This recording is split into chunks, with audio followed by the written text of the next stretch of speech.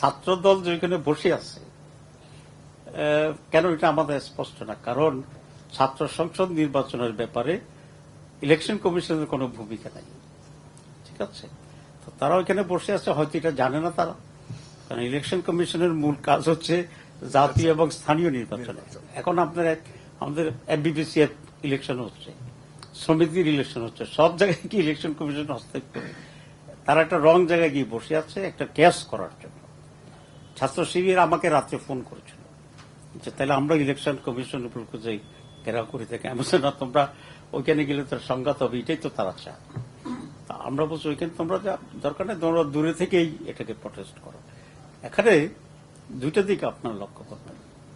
ছাত্রদলের আন্দোলনটা হচ্ছে নেগেটিভ, ধ্বংসাত্মক, আর ছাত্র শিবিরের আন্দোলনটা হচ্ছে পজিটিভ, কারণ নির্বাচন হচ্ছে, এটার পক্ষে তার অবস্থা নিয়েছে।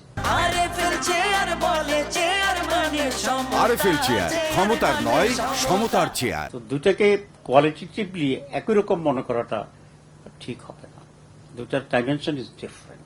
ঠিক আছে, আর আমি এটা মনে করি না যে খুবই সংঘাতের দিকে যাচ্ছে এবং এটা জাতীয় নির্বাচনকে এফেক্ট করবে। I don't think so.